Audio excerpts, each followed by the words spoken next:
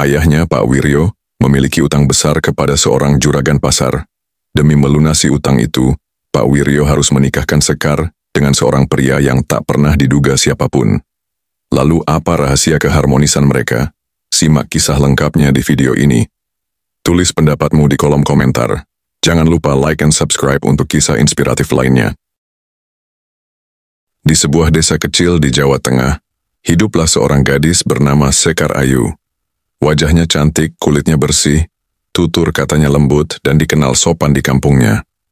Banyak pemuda desa yang menaruh hati padanya, namun tak satu pun yang berani melamar karena keluarganya termasuk terpandang. Namun di balik senyum itu, Sekar menyimpan pilu. Ayahnya, Pak Wiryo, memiliki utang besar kepada seorang juragan pasar.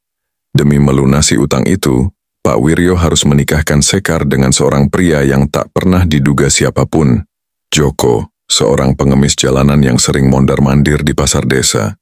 Aku tidak mau, Pak. Bagaimana mungkin aku menikah dengan seorang pengemis yang tak punya apa-apa? Sekar menangis di pelukan ibunya. Tapi keputusan sudah bulat.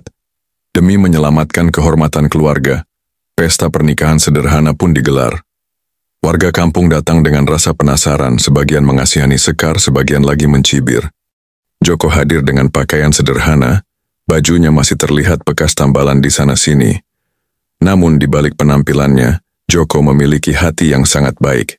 Di hadapan penghulu, Joko mengucapkan ijab kabul dengan suara lantang, matanya berkaca-kaca. Beberapa hari setelah pernikahan, Sekar yang semula membenci Joko mulai melihat sisi lain dari pria itu.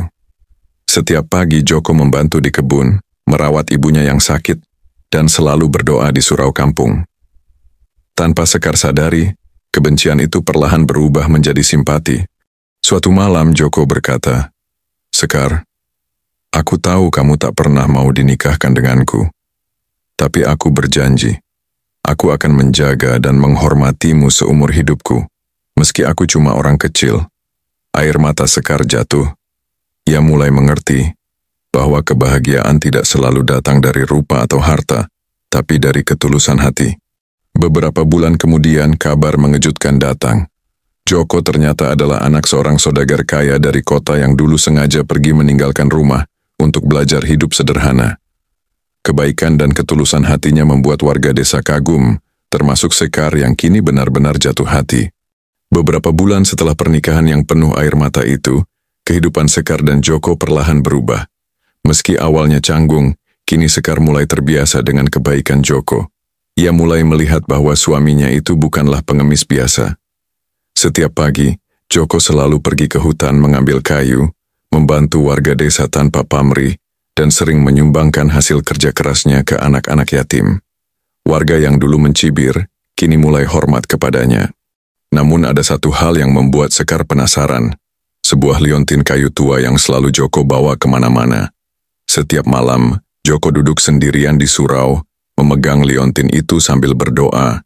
Sampai suatu hari, saat Joko tertidur di bawah pohon, Sekar memberanikan diri membuka liontin itu.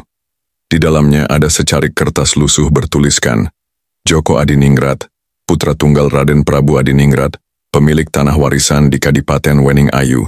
Sekar terkejut. Joko adalah seorang bangsawan. Hatinya berkecamuk. Ia ingat betul, almarhum kakeknya pernah bercerita tentang keluarga Adiningrat yang menghilang entah kemana sejak puluhan tahun lalu.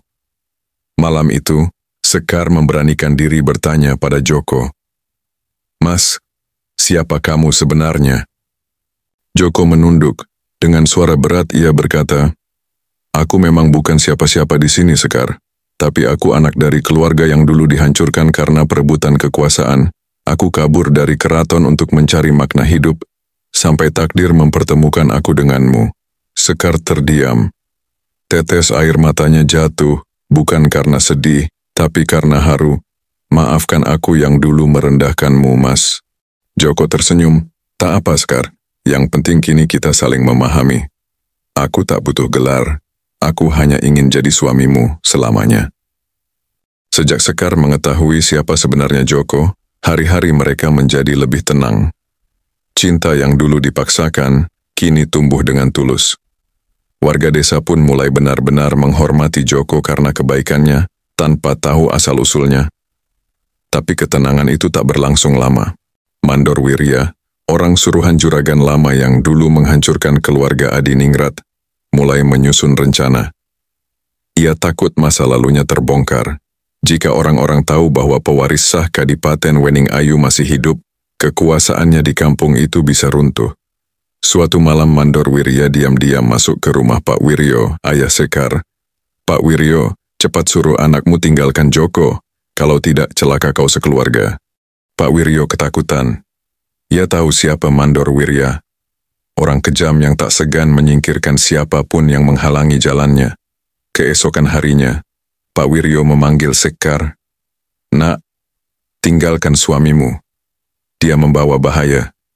Aku takut sesuatu terjadi pada kita semua." Sekar menolak. "Aku tak bisa, Pak. Mas Joko sudah seperti bagian jiwaku." Pak Wiryo hanya bisa menangis. Ia tahu, sebentar lagi, badai akan datang. Sementara itu Joko diam-diam menyadari ada orang yang mengintainya. Di pasar, di surau, bahkan saat mengambil air di sungai. Ia mulai mengumpulkan keberanian untuk mengungkap kebenaran. Di rumah, Joko membuka sebuah kotak kayu tua berisi cap kerajaan peninggalan ayahnya, dan surat wasiat dari Raden Prabu Adiningrat. "Sudah saatnya aku kembalikan kehormatan keluargaku, dan lindungi orang-orang yang aku sayangi." Malam itu Joko berlari menyusuri jalanan kampung yang sepi. Hanya suara jangkrik dan angin malam yang menemani langkahnya. Hatinya panas, wajahnya tegang. Di tangannya masih tergenggam potongan kain dengan bercak darah milik Sekar. Di tengah kebingungannya datanglah Pak Bejo, kakek tua penjaga surau. "Joko, aku lihat orang-orang mencurigakan membawa Sekar ke arah hutan bambu barat. Cepat ke sana, Nak." Tanpa pikir panjang, Joko langsung berlari ke hutan.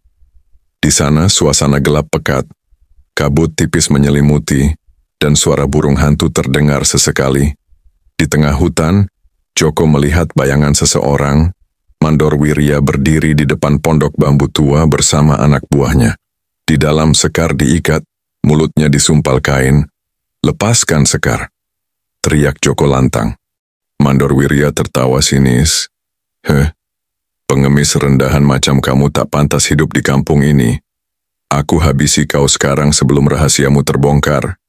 Perkelahian pun pecah. Joko bertarung dengan berani meski kalah jumlah.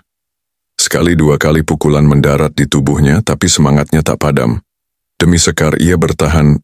Tiba-tiba, dari balik pepohonan, warga kampung berdatangan membawa obor.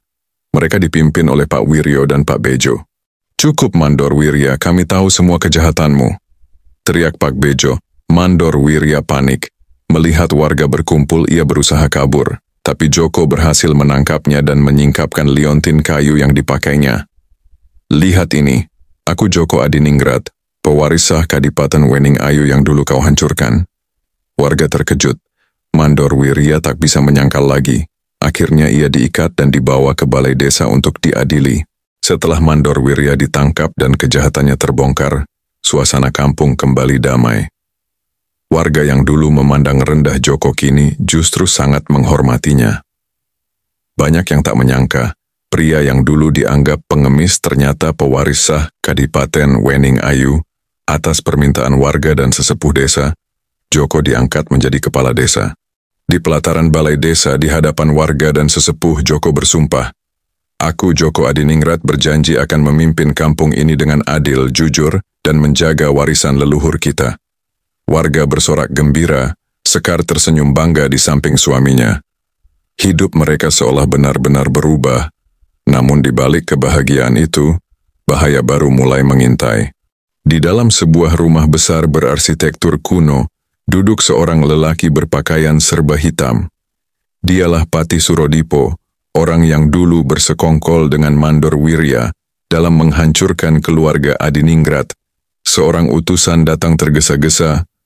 "Patih, Mandor Wirya sudah ditangkap. Joko Adiningrat kini memimpin desa." Wajah Patih Surodipo langsung berubah dingin. Anak itu masih hidup rupanya. Aku tak boleh diam. Kirim orang-orang kita. Hapus dia sebelum dia kembali ke Kadipaten Wening Ayu. Malam harinya, Sekar memergoki seseorang menyusup di halaman rumahnya. Ternyata seorang pemuda bernama Seno, mantan anak buah Mandor Wirya, yang memilih bertobat. Mas Joko, hati-hati. Ada orang dari kota yang mengincar nyawamu. Aku dengar nama Patih Surodipo disebut-sebut. Joko mengepalkan tangan. Baik, Seno. Terima kasih. Aku tak akan mundur. Ini kampungku. Ini tanah leluhurku. Aku yang akan menjaganya. Di tengah malam Joko duduk di depan surau menatap bintang-bintang. Ia tahu, pertarungan sesungguhnya baru saja dimulai. Tapi kini ia tidak sendirian. Warga desa, Sekar dan orang-orang baik di kampung sudah siap berdiri bersamanya. Dari kejauhan, suara angin membawa bisikan. Waspadalah Joko Adiningrat, musuhmu lebih besar dari yang kau kira. Terima kasih telah menonton kisah cerita kami. Ini hanyalah pembuatan AI. Jangan lupa subscribe kisah-kisah unik lainnya.